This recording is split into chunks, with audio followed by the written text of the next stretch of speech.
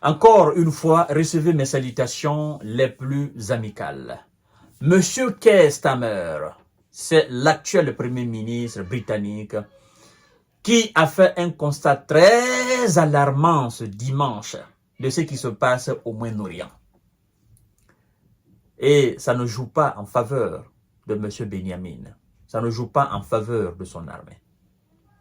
Oui. Le conflit au Moyen-Orient, nous sentons les étincelles de ce conflit ici au Royaume-Uni. Nous sentons les conséquences de cela ici au Royaume-Uni. Dans notre propre communauté. Nous nous trouvons aujourd'hui divisés. Vous savez, le Royaume-Uni, la plupart des pays du Moyen-Orient, du Proche-Orient, de l'Asie, ont été colonisés par le Royaume-Uni. Ça, vous le savez. Et le Royaume-Uni a joué aussi un rôle crucial dans la création de l'Israël. Laissez-moi vous dire cela. Ok? Dans les années 40, je crois bien en 45, 46, 47 jusqu'en 48, le Royaume-Uni a joué un rôle de premier plan dans la création de l'Israël. Et donc, vous devez aussi savoir que la plupart de ceux qui viennent du Proche, du Moyen et de l'Asie, la plupart sont divisés entre des confessions religieuses, chrétiens, musulmans, mais aussi le judaïsme. Et s'agissant de ce sujet, il y a deux grandes communautés.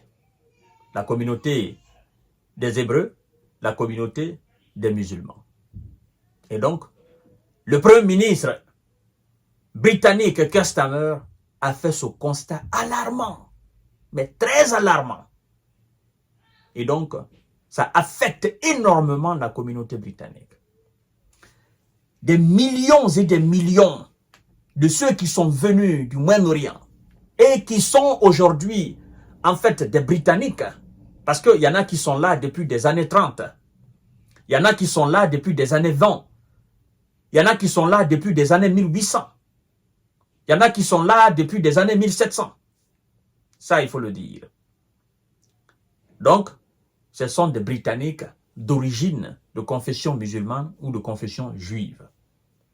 C'est-à-dire qu'ils sont là il y a plus de 100 ans. Ils sont là il y a plus de 70 ans. Ils sont là il y a plus de 120 ans. Eux, on ne peut pas dire que ce sont des étrangers. Ce sont des Britanniques. Mais d'origine, effectivement, les arrière-grands-pères sont effectivement venus de là et ils ont gardé leur confession jusqu'à présent. D'autres sont, disons, des patrons de la police. D'autres sont des gouverneurs. D'autres sont même des ministres. D'autres sont effectivement des professeurs à l'université, d'autres sont des patrons de l'armée. Donc, c'est un constat alarmant. D'autres sont des décideurs de premier plan au Royaume-Uni, des confessions différentes.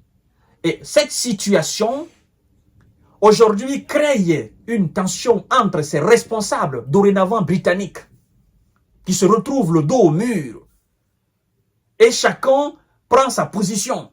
Même si tout le monde ne l'affiche pas, mais au fond de chacun, il y a une position. Et donc, les gens n'osent pas se regarder maintenant les yeux dans les yeux. Il y a le rejet du prochain par rapport à ce qui se passe là. C'est pourquoi il est dans l'intérêt de tout le monde que cette situation s'arrête. C'est ce que je suis en train de dire. Et le constat que le Premier ministre britannique vient de faire, c'est le même constat en France, c'est le même constat en Allemagne, c'est le même constat aux États-Unis, c'est le même constat un peu partout dans les pays occidentaux. Et même dans les pays non occidentaux, c'est le même constat partout. Le monde est un village interplanétaire. Partout, il y a des musulmans, il y a des chrétiens, il y a des juifs, il y a tout, il y a des athées partout. Donc, les gars, le monde se trouve aujourd'hui divisé. Et écoutez ce que le Premier ministre Keir Starmer dit. Le conflit provoque des étincelles au Royaume-Uni. La guerre au Gaza et l'escalade meurtrière au Liban ont provoqué des étincelles dans notre propre communauté, a affirmé dimanche le Premier ministre britannique Keir Starmer, dénonçant la hausse des actes antisémites et islamophobes, voilà, au Royaume-Uni depuis le 7 octobre. Vous savez ce que ça veut dire. Les antisémites, les islamophobes. Donc, la communauté britannique est divisée entre... Voilà. Et donc, ça devient vraiment... Ça devient très grave. Très, très grave pour l'administration du Royaume-Uni.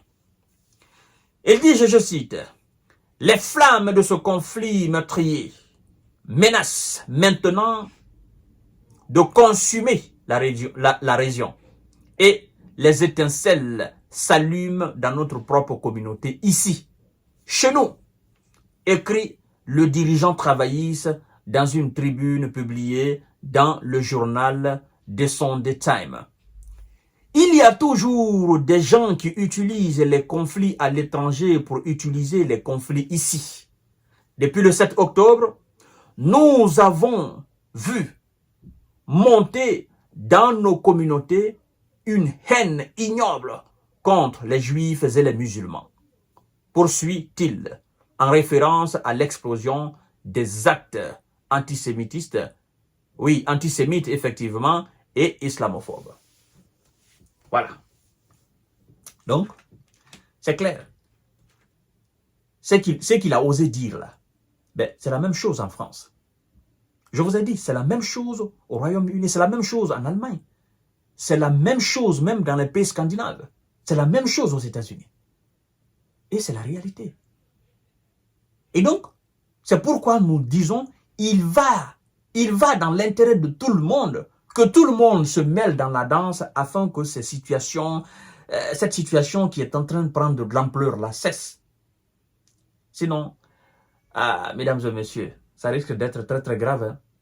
Et laissez-moi vous dire, tous ces pays occidentaux sont aujourd'hui, c'est-à-dire, ils sont aujourd'hui à l'alerte maximale. Hein? Tous sont aujourd'hui, ils sont sur le qui-vive. Parce qu'ils se disent, on n'est pas à l'abri d'une quelconque attaque de terreau. Donc, il faut rester. Et quand c'est comme ça, c'est pourquoi nous disons, c'est pas parce qu'une situation est loin de vous qu'il ne vous atteint pas. La situation peut être au bout du monde, mais vous sentez les conséquences chez vous. C'est la même chose qui se passe en Russie. Ce qui se passe en Russie est ressenti dans le dernier village de la Grande-Bretagne et dernier village du Congo, dernier village de la Côte d'Ivoire, dernier village même des États-Unis. Parce qu'il s'agit quand même de l'affrontement de deux plus grandes puissances de ce monde sur le terrain en Ukraine. Et donc ce qui se passe là-bas aussi est ressenti partout dans le monde. Qu'est-ce qui fait aujourd'hui qu'il y a des manifestations à Paris, il y a des manifestations à Londres, il y a des manifestations à Washington, il y en a partout dans le monde entier. Qu'est-ce qui fait cela? Qu'est-ce qui fait cela? C'est parce que ceux qui sont là-bas, qui sont d'autochtones français, d'autochtones du Royaume, d'autochtones effectivement allemands aux États-Unis, en fait, c'est des gens sensibles. C'est des gens qui conjuguent le même verbe. C'est des gens qui ont la même vision. Un monde en paix, un monde débarrassé du rejet du prochain, un monde débarrassé de la haine, un monde où tous les êtres humains vont se regarder dans les yeux et travailler ensemble, un monde où tout le monde vivra dans la joie, un monde où nous allons tous nous accepter, un monde où nous allons faire face ensemble aux catastrophes naturelles, un monde où il n'y aura pas de guerre. Vous voyez? Par contre, il y a un autre bloc qui se dit non, ce monde-là n'est pas bon. Et il faut créer du feu pour qu'il y ait de la tension et pour que les marchands d'armes et les fabricants d'armes tirent profit aussi de leurs œuvres. Et c'est ce qui crée le problème aussi dans le monde. Donc, c'est un constat très alarmant du Premier ministre britannique. Et je crois que la solution ne se trouve pas entre ces communautés. La solution se trouve entre eux, les élites, qui doivent se lever pour dire il faut que nous arrêtons, sinon ça va nous affecter nous-mêmes. Et ça se passe au Moyen-Orient, mais c'est nous qui sommes à l'origine de ce qui se passe au Moyen-Orient. Je vous donne rendez-vous tout à l'heure pour notre série d'informations décortiquage. Partagez la vidéo dans tous les groupes possibles. Merci beaucoup.